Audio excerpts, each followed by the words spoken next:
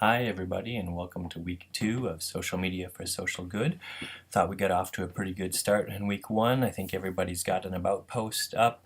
The one piece that I think only maybe about half, a little more than half of you seem to have reposted or reblogged to the class is your who do I want to be online, or in my case who's your avatar, what's your avatar that's descending. So I'm still looking at week 1 right here, item 5.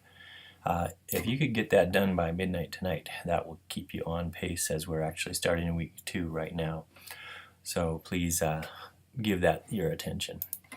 Quick overview of week 2 and a couple of just additions to what's here. I'll mainly let you work through the schedule and figure out what you need to do for this week. You can see that it's about expanding into Twitter and working with that. What I want you to do, or what I'm asking you to do with the readings in particular, is to take a look at the chapters on social media in general, but then Twitter specifically and blogging. As you're reading that material, I'm really asking you to also start to apply it. Now, this book is a few years old, and some of the advice might have changed, so I want you to be open and critical to that. Twitter has changed in terms of expanding its characters, doubling its character limits. So I like a lot of the suggestions that are in that chapter on Twitter about finding voice. That makes a lot of sense in a professional writing class like this. Some of the other bits of advice might seem less useful. One of the things I'm asking you to do this week is to also think about supplementing that book with additional research. So, what are the 2018 tips for the new Twitter?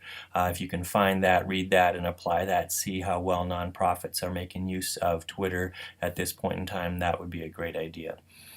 When you get to the chapter on blogging, again, good advice in there, but what I'd really like you to think about is a bigger question that isn't raised in the book, and it is just what is the relevance, what is the salience of blogging in 2018? The short form that we're looking at has come to dominate so much of what's going on in social media. Is there still a place for a blog? And if so, what are the characteristics that Mansfield identifies as still useful? What do you as a user, consumer, reader of social media want from a blog? It was interesting to me that so many people in their histories of social media identified Reddit as their favorite place to go, and I haven't got the course set up to deal with that. This has actually come up for me a few other times, so I probably should have thought of that again.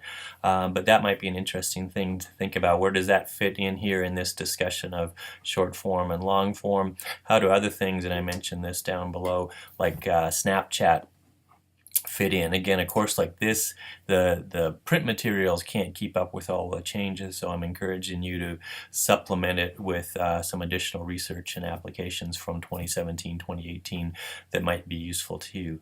Now, to get all of that to make sense, I'm asking you to also start to follow, start to follow in course content.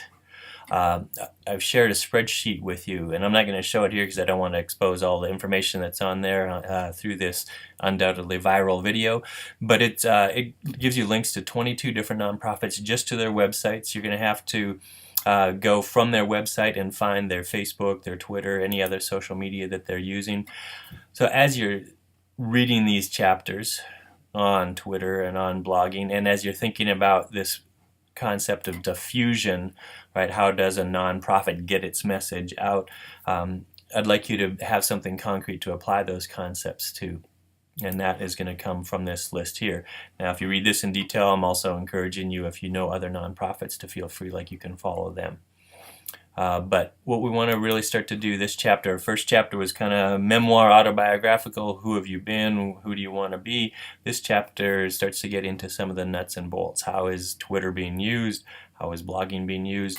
Not so much in a personal way, but in a professional way by nonprofits in the area, and that list will give you a guide in terms of how to find those nonprofits and take a look at their work. Some of them you'll find are very active on social media, others less so, and that can be an important part of your analysis as well.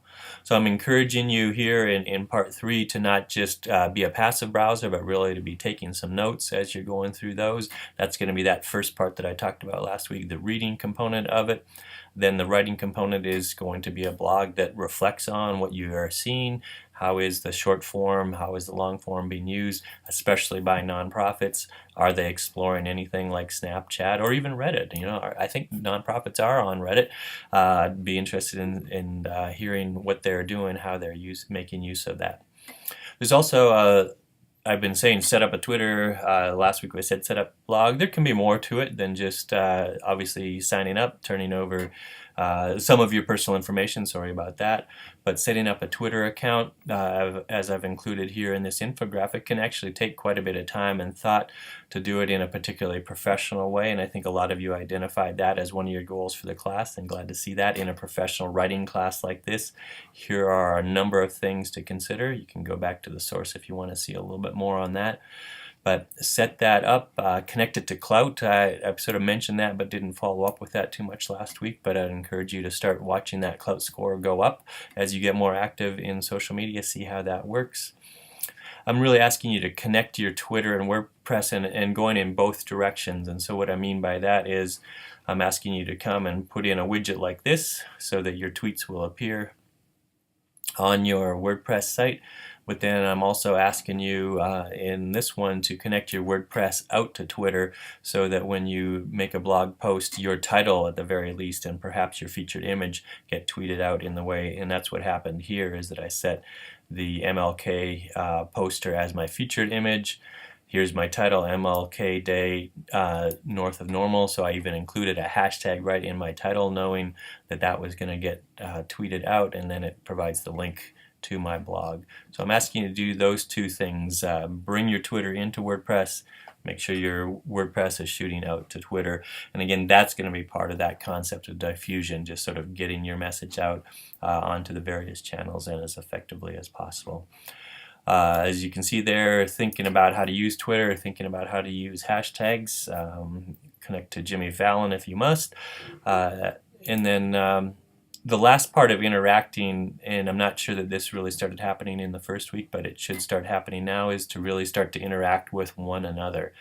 So again, we're primarily in that post and share phase, but now we want to be intentional about building community, and sometimes that takes a willingness on the part of you as the reader to jump in and leave a comment and then have the person who wrote the initial post reply to it. Or if it's on Twitter and you find yourself on at the same time as one of your classmates, engage in a Twitter conversation about class or about social media generally, or about something else that's going on altogether. As usual, I hope you work your way through this. Send me emails when you have questions. You're certainly welcome to stop by. During week 3, I'm going to send out a schedule so that we can do a video conference and I can connect with each of you personally. But I think I'm going a little long right now, so I'm going to wrap this up and hope that I've given you enough of an orientation to get started in week 2. Thanks, and look forward to seeing you online.